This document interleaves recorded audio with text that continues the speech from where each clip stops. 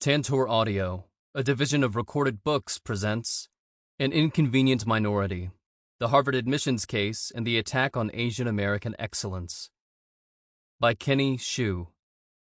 Narrated by Nathan Guo. Forward. Within our many, an inconvenient one. E pluribus unum. From many, one. This is the motto of the greatest and most successful diversity project in human history, the United States of America.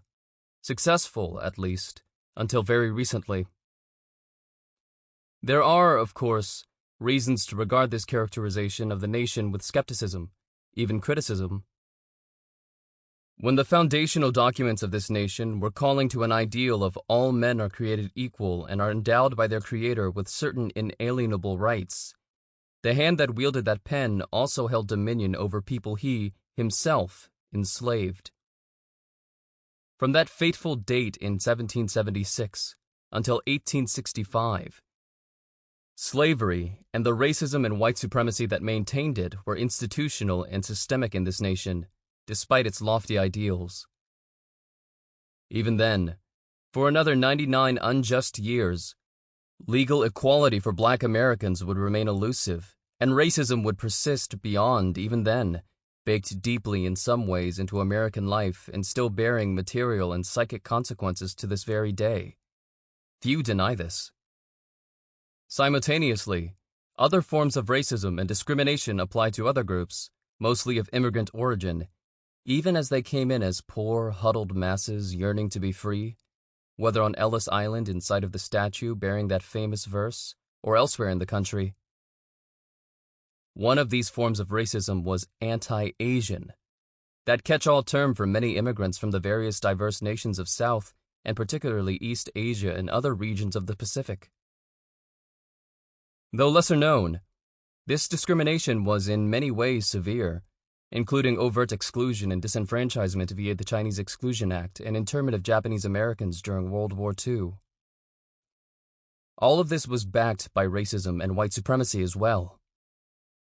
There are dark stains on the history of this nation. They are terrible errors we should be proud to have made so much progress in mostly, though not completely, overcoming. To the great credit of the courageous individuals who stood up against the brutal effects of having their racial and ethnic identities imbued with unjust social significance and used as a basis for discrimination against them. E pluribus unum was, for far too long, a work in progress that stayed short on the progress. Progress came, though, and the idealistic American experiment slowly proved itself to be the greatest diversity program in the history of the world.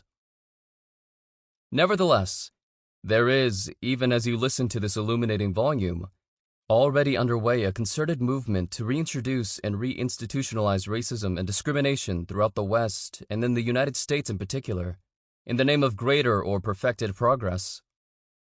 In academic circles, it goes by the name critical race theory, and it holds that racism is the ordinary state of affairs in American life and thus relevant to all interactions, institutions, and phenomena.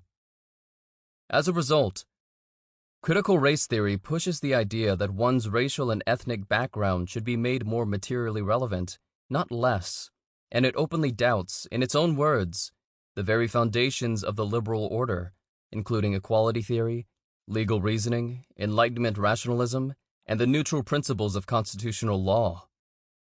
As if remaking one of the worst mistakes of our past weren't bad enough, critical race theory also openly denigrates a key American virtue, merit, that combination of talent and hard work that makes for genuine, well-earned success.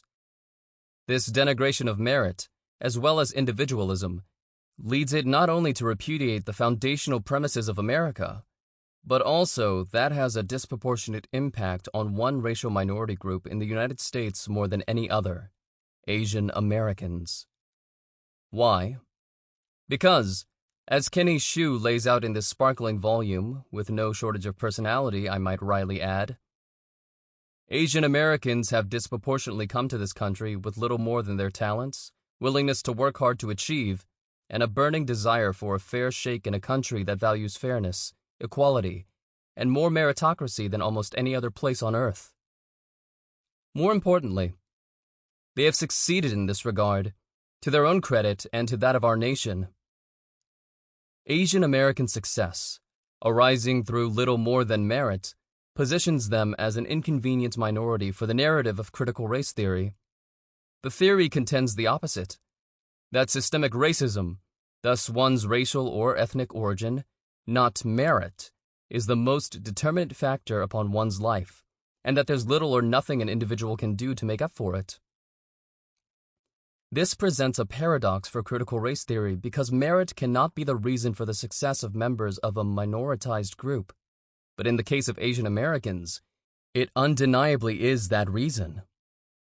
Critical race theorists attempt to resolve the Asian inconvenient minority paradox the only way the theory will allow, by accusing Asian Americans of being model minorities, white adjacent, or just white, and arguing that they push to succeed because they possess and want to keep white, or yellow, privilege and engage as a group in anti-blackness.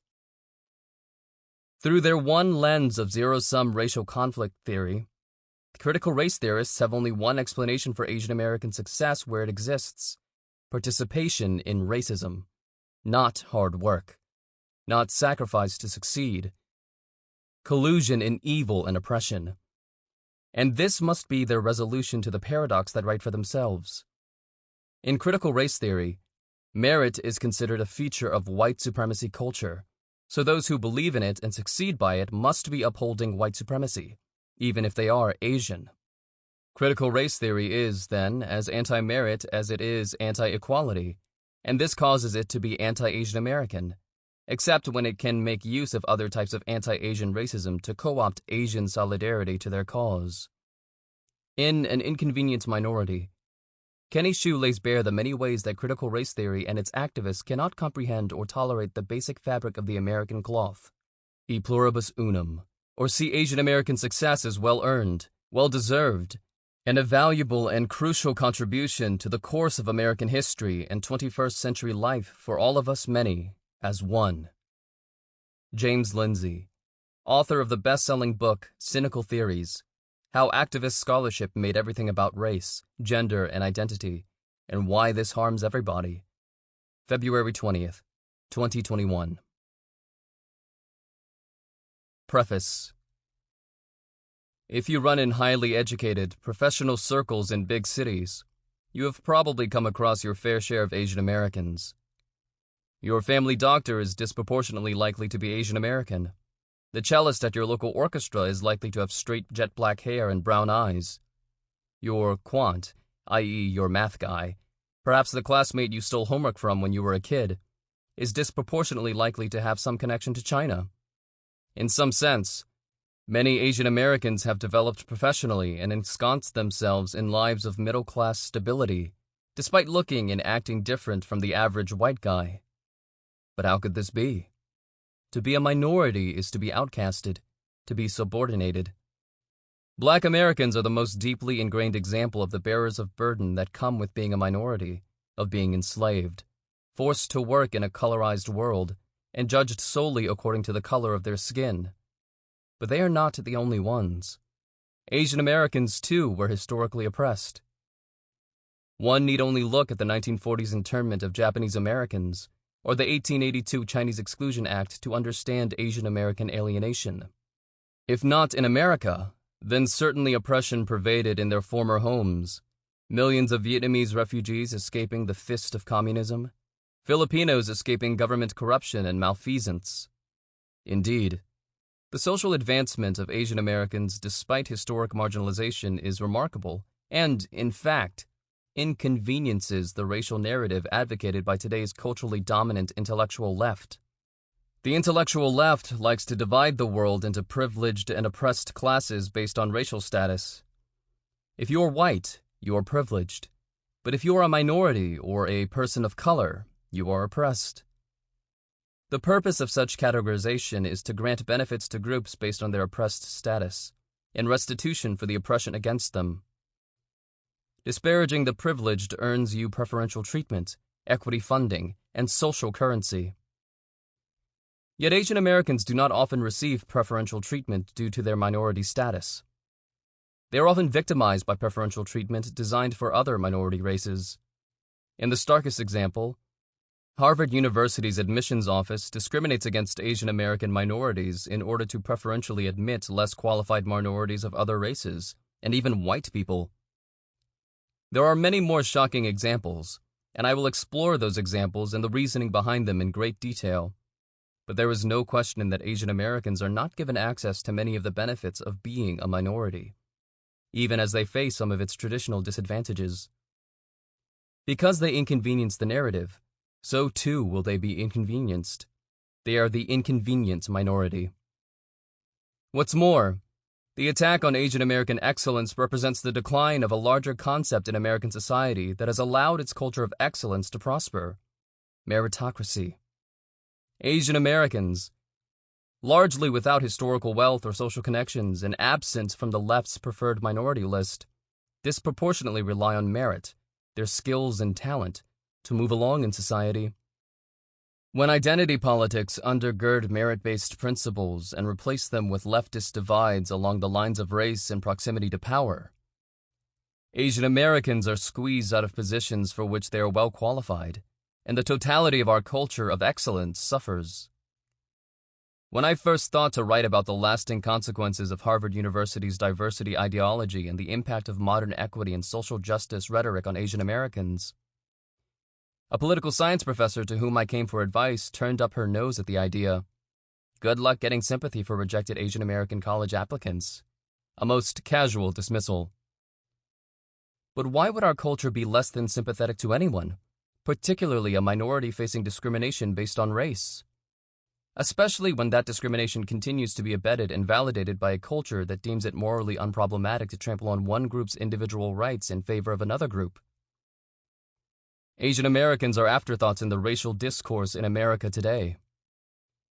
An inconvenient minority tracks how the diversity and equity-obsessed movement has suppressed Asian American excellence, how it has consequently damaged our American culture of excellence, and how ordinary Asian Americans from unsung walks of life are fighting back. Their political voices will not be ignored anymore. A broken meritocracy. The tension and the stakes. There were just too many Asians. Thomas Jefferson High School for Mathematics and Science in Arlington, Virginia, is widely considered the best high school for math and science in the region. It is the #1 ranked high school by the U.S. News and World Report in the entire nation. That place is so difficult and so rigorous that you're just beaten, said Azra Nomani, the Indian-American mother of a Thomas Jefferson student. You don't even know if you're going to make it, like as a family, because your child is slogging so much. And I have issues with that because they almost crush the passion of math and science out of you because they are just so rigorous, so hard. But every Thomas Jefferson parent remembers the day where you go to bed before your kid. Before 2020, admissions to Thomas Jefferson involved a standardized test, along with grades, teachers' recommendations, and course rigor. It is all standard fare that anyone would know. For a long time, admissions to TJ were mostly white. As late as 2002, Thomas Jefferson was 70% white, 25% Asian, and 5% Black or Latino. But starting in the 2000s, the composition of the class of Thomas Jefferson changed. It got more Asian. Way more Asian. The reasoning for this change was pretty simple. Asian immigrants started pouring into Northern Virginia in the 90s. They got married and had kids. In the new millennium, those kids were reaching high school age, and they were studying to go to TJ. In 2020, Thomas Jefferson accepted 486 students from a pool of 2,539 applicants. 73% of those admitted were Asians. It's not as if Fairfax County Public Schools was failing its students in terms of classroom rigor. In 2013, FCPS required all 8th grade students to take Algebra 1, the culmination of teacher and individual school-led efforts to boost the region's proficiency in math. Surging ahead of this requirement, more schools and parents moved to have their kids take Algebra 1 in 7th grade, and some even in 6th. The standards at FCPS, at least in math, have increased for all students over the past 20 years. But even with the increased standards, Asian kids still were doing better at math. There was no real secret to it. The Asian American parents moving into the area were simply investing more in their kids' math education from an early age. Parents want their kids to be moving along at the pace that they can handle, Azra said about her own community. My son ended up ready to take Algebra 1 in 7th grade. Azra had enrolled her son in gifted math in elementary school, and she made sure to keep him on track. She even homeschooled him for a year so he could get the enrichment he needed. You can call Azra what you want: overly ambitious, authoritarian, not a well-rounded parent. But the bottom line was that her son was excellent at math, and so were many other Asian American sons and daughters in Fairfax County. As Asian Americans continued to move into the district, they increased their advantage for spots at the math and science-focused Thomas Jefferson High School admissions. Fairfax County had long yearned for more minorities to fill TJ's spots, just not these minorities. For 30 years, Fairfax County's entrenched school board had been hankering for more Black and Hispanic kids in TJ's programs. They tried everything to get them in. Enrollment outreach programs, no effect. Holistic admissions, no effect.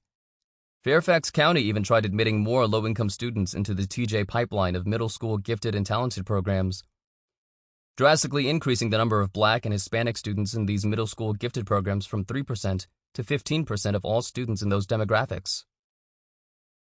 That had the opposite effect. Watering down the rigor of the non-gifted middle school honors courses caused the number of schools who sent fewer than 10 students to TJ to increase from 10 to 18. And all the while, Asian American students continued to dominate admissions to TJ. The school board was livid. How could they accomplish their diversity goals if these Asian immigrants and their children kept taking all the good spots? Then, George Floyd was killed.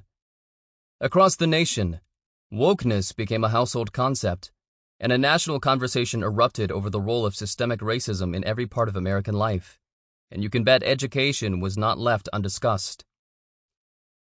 In the wake of the country's racial reckoning and shortly before the school year began, the Democratic Party blog Blue Virginia wrote, "0 African Americans were accepted into TJ in 2020. Washington Post reporter Hannah Nathanson wrote an article highlighting the issue, and it became a local sensation. The claim itself is untrue, attributable to a publishing error in the original statistics. Although the number of Black students accepted was low, it was not 0, it was 6. The newly woke Fairfax County School Board galvanized over the article. In August of 2020, they invited author Ibram X. Kendi to speak to the entire staff. Ibram X. Kendi is mostly known for his best-selling book, How to Be an Anti-Racist, where he famously argues, the only remedy to racist discrimination is anti-racist discrimination. The only remedy to past discrimination is present discrimination. The only remedy to present discrimination is future discrimination. They paid Kendi $20,000 to speak and bought $24,000 worth of his books. The only requirements for Kendi's speech were that it be confidential and exclusive, so no one else could see what was discussed. Kendi spoke in vague generalities, decrying systemic racism and stating that we need to create a system where no one's money will give them more opportunities. But he didn't need to be coy. With one look at his book, thousands of which were bought by Fairfax County schools, anyone can parse how he feels about the education system and how he would characterize the TJ admissions process that leaned heavily on the standardized test. The use of standardized tests to measure aptitude and intelligence is one of the most effective racist policies ever devised to degrade Black minds and legally exclude Black bodies. With Kendi functioning as their woke cheerleader, Fairfax County decided to overhaul their entire admissions process to force more Black and Hispanic kids to come to TJ. I believe our country, in the middle of the pandemic and after the murder of George Floyd, has reached a moment where we have to, with a fresh perspective, to re-look at equity in everything we do. We've had an over 25-year conversation about improving TJ admissions, FCPS Superintendent Scott Brabrand said in a town hall about TJ's admissions process. I do believe it's time to do something other than the status quo. So the school board put forth the most drastic admissions policy they had ever done in the history of Thomas Jefferson High School. They created an admissions lottery. Yes, a lottery. for admittance to the #1 high school in the nation. Under the new lottery, merit admissions would be reduced to 100 of the 480 spots. The rest would go to any students scoring above a 3.5 GPA and with the required courses, by the luck of the draw. The proposal was drawn up to increase diversity and to allow TJ to reflect the diversity, equity, and inclusiveness that is core to the mission and values of Fairfax County Public Schools, said Superintendent Berbrand. At least, that's one way of seeing it. The issue of opportunity in Fairfax County is not that the admissions process for Thomas Jefferson, a single public school, is racist against Black and Hispanic students. In fact, one analysis by a George Mason University law professor showed that admissions officers accepted 90% of Black students who made it to the second round of the application process, while accepting less than 50% of white students who made it to the second round, suggesting evidence that the bias might in fact be in their favor. The issue is that the number of Black students who made it to the semifinalist round of the application process in the first place was so low. Remember, the semifinalist round is the minimum standard for admissions. It signals you have the requisite merit to even play the game. In 2008, 507 white students made it to the semifinalist round.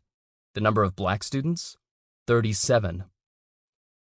The problems of too few Black and Hispanic students in even the semifinalist rounds of admissions are problems of the entire condition of low-income Black and Hispanic education.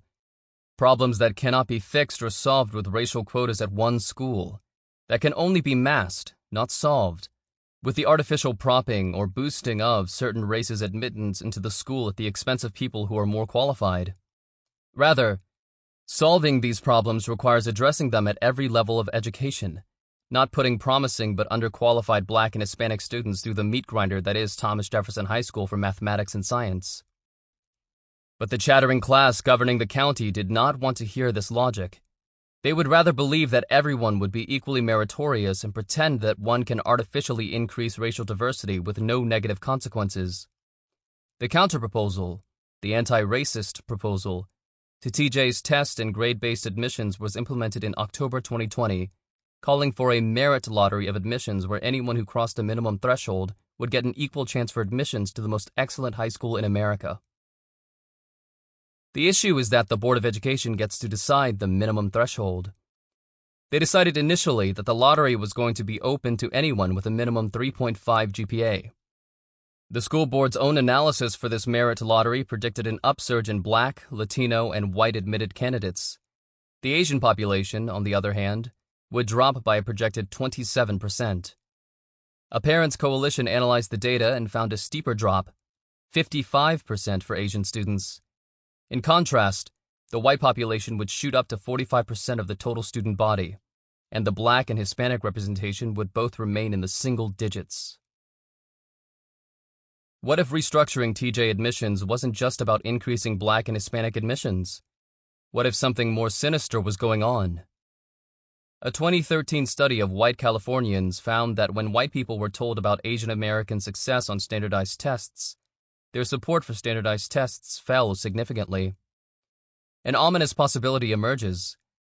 The school board's radical transformation of the admissions process, publicly justified in the name of racial representation and anti-racism, was latently a sort of envious clapback from wealthy, elite parents against the Asian American takeover of their schools. Consider, for example, a favorite term of today's liberal elites, diversity. When it comes to ethnicity statistics, it becomes blatant that there is no such concept of diversity at Jefferson, wrote high schooler Sonja Kachan about TJ admissions. As stated before, Asians make up close to 68% of the student body, followed by Caucasians making it 21%. To these students at TJ, fed diversity ideology from their diaper-wearing days, Asian identity is not diverse. Why? Because there are just too many of them. In the messaging of woke students and the woke school boards propping up their ideas, the writing on the wall is clear. Asian students can be sacrificed, but that's okay, in the name of diversity. Mind you, it did not matter that these Asian students put hundreds of hours of work into their academic careers, sacrificing a social life to give themselves the best shot to enter a school known for its brutal work hours. That depth and breadth of dedicated effort was to be lapped up and framed as test prep, or privilege. Virginia Education Secretary Atif Carney called preparation for the TJ admissions exam the equivalent of performing enhancing drugs. Studying for the test was comparable to sticking steroids into your body the day of a wrestling meet.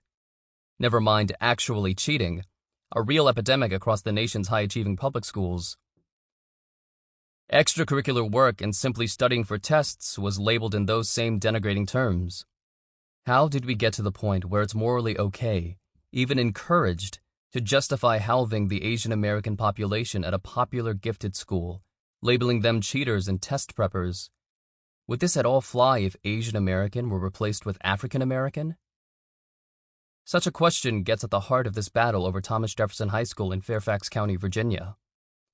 Who are the people considered minorities in the left's America? Who will get privileges doled out to them in a woke world? What does diversity really mean if Asian Americans are not included? Or does anyone question the most fundamental consequence of it all? The fact that a merit lottery will inevitably result in a drastic decline in overall school performance. The simple mathematical facts beget this utterly logical conclusion. If before you selected the most meritorious in rank order and now will select from a lottery of students above a lower cutoff point, you sacrifice one immediate, clear principle that powerfully distorts the overall excellence and reputation of your school, your community, and your world. That principle is meritocracy. A culture of excellence laid to waste. What is meritocracy? Thomas Mulligan, Georgetown professor and theorist of meritocracy, puts it this way. First, we establish equal opportunity, and then we judge people strictly on their merits. When this is done, when we live in a meritocracy, citizens will have their just deserts. Asian Americans are the minority most ensconced in meritocratic thinking for several reasons. Firstly, Asian Americans by and large do not come from privilege and lack social connections to move up in society. Secondly, Asian Americans nevertheless achieve at a level commensurate with white Americans, and even higher in some cases. If you accept both premises, the logical conclusion is that Asian Americans have gotten to where they are in American society because of their own merit, their sheer hard work and cultural traits. But where are they exactly? We must start, of course, at the crux of Asian American success in this country to the extent it can be claimed. Then, we must look at the reaction to Asian American success and how it affects that population and our American meritocracy at large, to the extent that it can be called a meritocracy.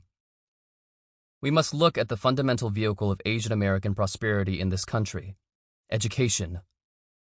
Talk about an upper-middle-class white mother's nightmare. An article came out in the 2013 American Sociological Review entitled, "When White is Just All Right: How Immigrants Redefine Achievement and Reconfigure the Ethno-Racial Hierarchy."